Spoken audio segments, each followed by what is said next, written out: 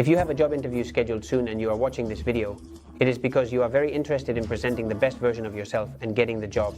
Let me tell you that you are in the right place, and during this video, I am going to share some of the most common questions and answers you might encounter and give in a job interview.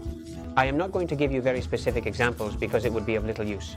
There can be as many questions as there are job positions and interviewers, and there are thousands of job positions and thousands of interviewers. What I am going to explain to you is what your interviewer is evaluating and how they are evaluating it. This way, you can be confident that the answers you are giving are appropriate. I will also talk about some of the most common mistakes that interviewees or candidates make during their job interviews, so try to avoid them.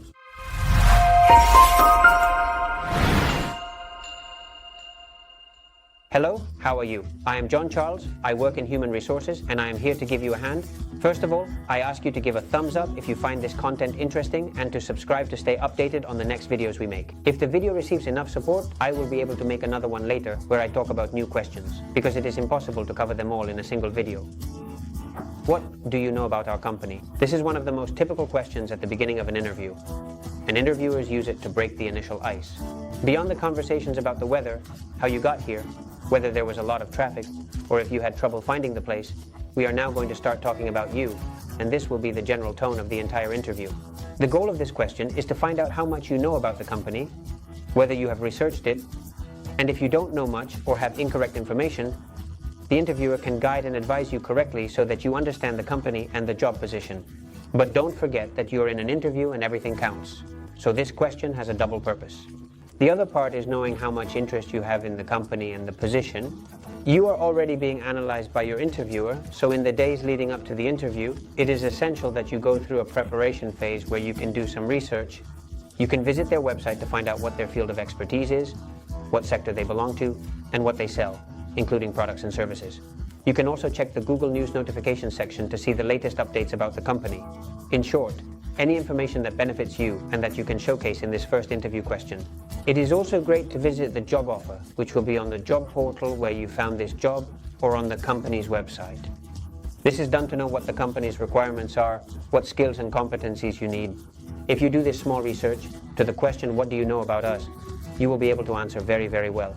You will provide information about the company and also about the position, and you can even start by talking about why you believe you can fit into what they are looking for. Tell me about yourself. After talking about the company and the position, it is very likely that the interviewer will directly focus on you. And the tell me about yourself or introduce yourself is one of the most common questions at the beginning of the interview. Now you know about the company, you know about the position, so now let's talk about you. A very common mistake candidates make is thinking they can talk about anything. Let me give you an example. Hello, I am Javier, I am 29 years old, and in my free time, I really enjoy going out for walks with my family. I am a very family-oriented person, and I also really enjoy hanging out with my friends. Last summer, I spent it in the south of Spain, and I dedicated my time to having beers with my friends. I mention this because it is something very important that I believe the company needs to know. I am a family-oriented and very loyal person. No, this is not the way you want to start an interview. The content of your response is very important. You should introduce yourself and guide the interviewer about who you are on a professional level, giving them a clear picture. The goal is to give a brief and powerful description of yourself. But it is also very important how you express yourself so that you appear as an enthusiastic person, eager, and someone who communicates very well. You should talk about your education in a superficial manner. Why you studied what you studied, how you started working, what you have worked on, what you like about the job, and what you think you can improve. Ultimately, any information about you that is related to the job position you have applied for. If you have experience in a sector that has absolutely nothing to do with the position you have applied for, it is not necessary to talk about it in this interview. And to conclude this brief presentation, you can also talk about your interests. This will give you a human side, and people are what lie behind any job position. Let's look at another example much better than the previous one. Hello, my name is Javier. I studied business administration and management because I have been interested in the business world since I was a child. And my father has a small business, so it is something that has been instilled in me since I was young. After that, I started working in a family-owned company. It was an internship where I learned the basics to be able to perform in the job. And from there, I managed to get into a multinational company in the energy sector, where I have worked for the past 5 years as an accounting administrator. I am very interested in the position you are offering because I believe it represents a step forward. I am very interested in the sector you are in because it is closely related to the sector I am currently working in, and I believe I could do very well and learn new skills that would be useful for my professional profile. Lastly, I have to say that I really like sports, so I always take the opportunity to go on mountain bike rides with my friends, because in the end, I am a very family-oriented person who likes to be surrounded by loved ones. And well, this way I can also stay fit and active. In this improvised example, Javier has talked about his academic background, his cultural and educational origins, his studies, how he started working, how he evolved, why he is interested in the company, and he has given us some personal notes that are not empty. He did not tell us that he likes to drink beer with his friends. He briefly talked about his hobbies and related them to some skills that can be transferred to the job. He mentioned that he likes sports and staying active, which tells us that he is a restless, curious, and proactive person. And he also mentioned that he likes to be surrounded by his loved ones and that he is a social person who enjoys relationships with people. This is a sensational way to get to know a person and is a very good brief description to start an interview. What are your strengths or what are your strong points? This question is one of the most common in interviews, and some interviewers will ask you for 3 strong points that you believe you have. So I advise you to make a list of 3, even 5 strengths that you believe you have before going to the interview. Explain why you think you have them, and in this way, you can avoid having to improvise too much during the job interview. The interviewer's goal when asking about your strengths is to see if you are capable of self-evaluation, if you have a critical spirit, and to understand your self-appreciation and how you highlight parts of yourself. However, you should carefully reflect on which strengths you are going to include in your list. It's about selling yourself, but it's also about being bought. The mistake I encounter most frequently when I ask these types of questions to people who have interviews with me is that they talk about points that are not relevant or of no interest to the job position or the company. For example, if I need someone with a high analytical capacity, I would like you to talk to me about this ability, if it is a skill that stands out in you and not your ability to retouch photos in Photoshop, something you are great at but not useful to me. The best way to do this is to think about yourself, but also about what the company's needs are for this position. In your preparation phase, you will have researched the job offer, the employment offer, and you will see which skills are important. Think about the skills you have that match with it, and you will have your list of 3 to 5 skills to answer this question. Once you have highlighted your strengths, the interviewer is very likely to ask you for examples. In the end, examples are practical moments that you can explain and that tell the interviewer that indeed, that competency or skill is present in you.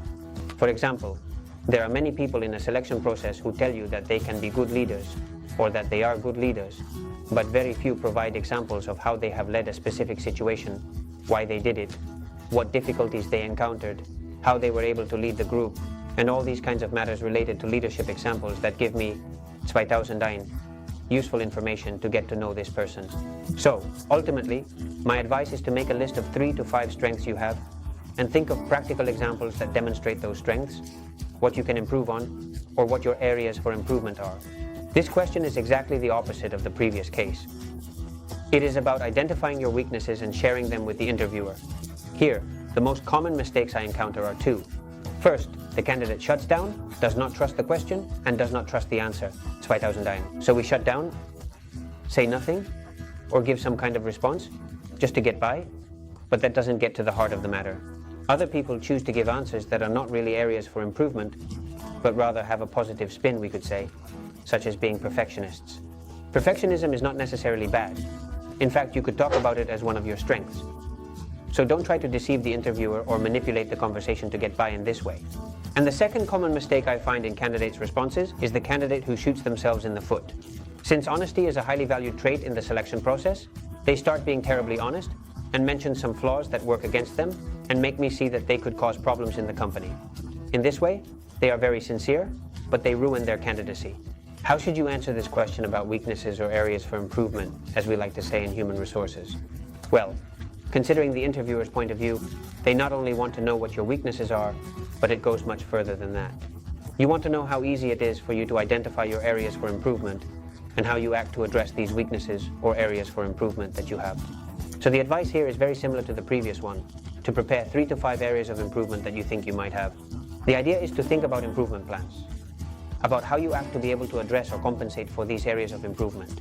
For example, if you think that sometimes you find it hard to say no and take on responsibilities that you shouldn't, you can say that assertiveness is a skill or competence that you believe you can improve, and that to achieve this, you have decided to be more transparent with your priorities and communicate them more frequently with your colleagues. That way, you are making them more aware of your workload and your range of priorities so they can better gauge how to delegate to you, when to ask for your help, and you will be able to work in a much more efficient manner. I hope these questions and the way to frame the answers have shed some light and that you now have a better idea of how you should frame your response. Answers to job interviews. Thank you very much for watching the video. I recommend that you give it a like because it would help me a lot so that other people can get to see this type of video. And if you would like to see more videos like this, you can subscribe to the channel. That said, I hope you have a lot of luck in your upcoming interview, and you can leave me a comment if you found this useful and what you were able to take away, or if you got the job. That's all. Thank you very much for being here, and goodbye.